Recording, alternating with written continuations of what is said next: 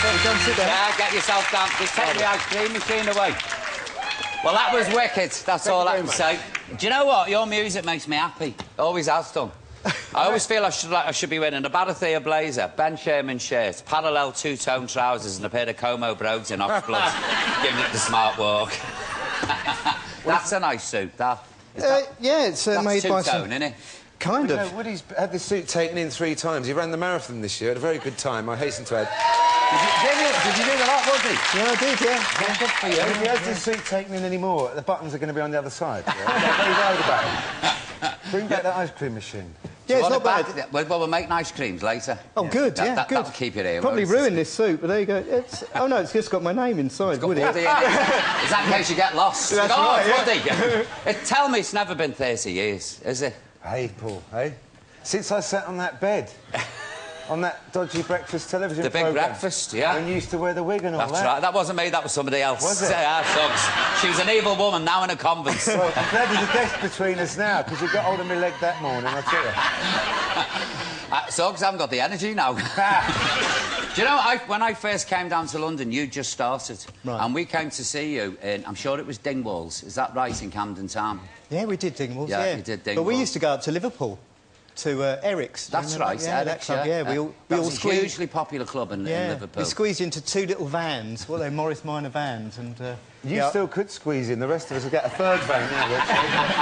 How long is it since you've written new material together? I think it was 10 years. The last album was wonderful. Yeah. It was wonderful, but that was back in '99, so, yeah. And this new single, is this about a good time girl? Yes. I thought so. I thought I recognised. Written in your honour. Oh, is it? Yes. I perform now, Suggs. Have your kids now, they've all grown up with the band, how did they feel about that? I think they kind of like what we do. I mean, it's strange because we had long periods where we weren't doing anything with the band. I mean, my kids especially were really little when we were in our heyday in the 80s. So seeing us come back now, I think it's quite a shock to them, really. Let's see what Dad does in his real life, apart from sitting on the sofa watching beautiful daytime TV.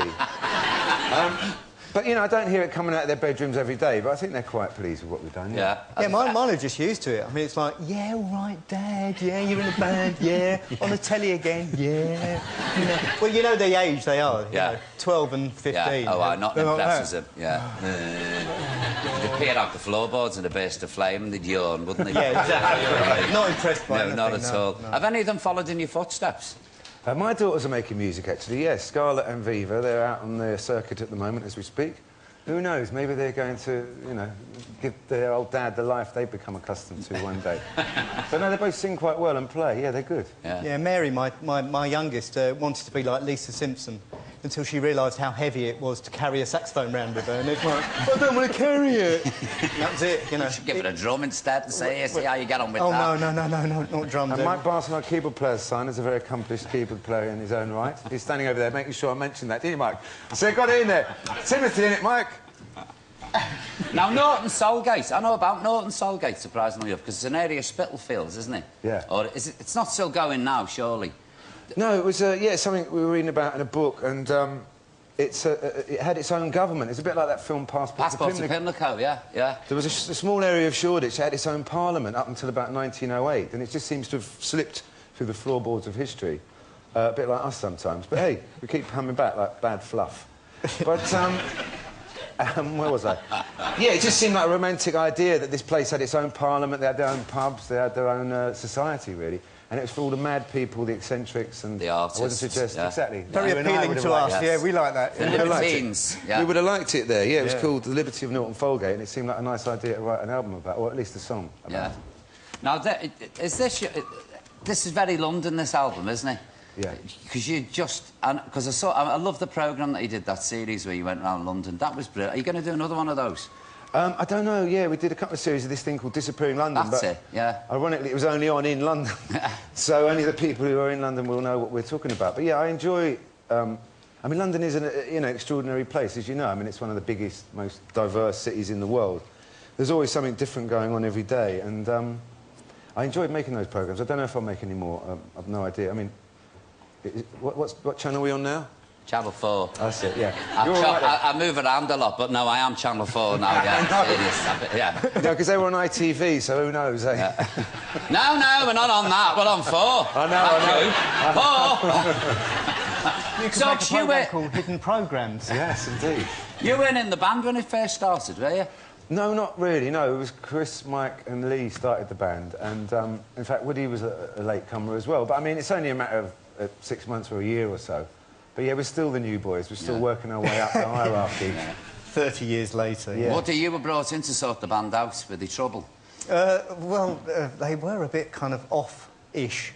Yeah. I turned up to the first rehearsal and it was like... all right, mate, He wanted to watch football, didn't he, rather than play? Well, yeah, the rumours were that, he'd rather go down to the bridge than the rehearsals. Yeah, we're both Chelsea fans, actually. But, yeah, I was thrown out of the band briefly for going to football matches instead of turning up at rehearsals. And Mike, our keyboard player over there, whose son I mentioned earlier, who's waving, very kindly put an advert in a music paper saying, semi-professional band seek new singer.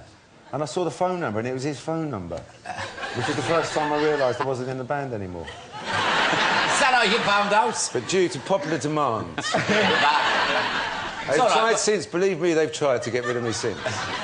When I was off, Bert said he was going to advertise. Presenter wanted for Channel 4 TV show. No experience necessary. Perfect. I haven't forgotten that bit. What was your first big hit? What was Madness's first big hit? It was a Prince. Lee liked that one. Lee wrote that one, our little saxophone player, and did a fantastic little solo in it. Kind of, it was a wonderful thing for Prince Buster, really. It was along the lines of Prince Buster and all that kind of ska music. It was around about the time that the specials were out, so... I remember we scraped together enough money to record it, and you didn't turn up, because you were in one of them hippie dens in Chalk Farm, doing whatever you do in them hippie dens. And then the next time we got some recording time, we actually tied Woddy up and threw him in the back of the van. Yeah, that's right, yeah. What's these hippie dens, Woddy? Not sitting there with bells and joysticks going on, listening to Pan Heat. Well, it was a bit like that, actually. Yeah, I had to get out dungarees and my kickers and get a haircut. And I found my first two-tone suit in fact, it was a three-tone suit. It was in an Oxfam. I went with Bedders. He was put in charge of sorting me out, so... Yeah. Got my hair cut and got myself a decent suit, and then I've not looked back since. And the first thing we had to do when Woddy came to our first rehearsal was get rid of half of his drum kit. We would have filled this whole room. We had 14,000 drums and gongs and cymbals. And Where did the war come from? I think it came from many things. There was a photograph on the front of an Ian Dury album where they all stood side by side, and there was also a photograph taken, I think, by Michael, again, Mr. Barson's girlfriend. Of us a lot of waving, doesn't he? He does a lot of waving. Good at waving. He should be on the sofa. But we were kind of doing this walk, and we were quite far apart. Yeah. And in the photo session, we couldn't be that far apart, so I think we just gradually got closer and closer and closer, and... Oh, we've got a clip here. You do it very well. You must say you... Suggs, we're doing it all around the house all day. It's a house of fun. In fact, I'm going to play it now. Not me going around the house. No. But it's a clip now, one of your classics. Bear, please, let's have a look. Misunderstood. 16 big boy, in my manhood. I'm up to date on the dates today, so if you serve, I'll be on my way. Welcome to the house of fun. Now I've come of age. Welcome to the lion's den. Temptation's on his way. Welcome to the house of fun.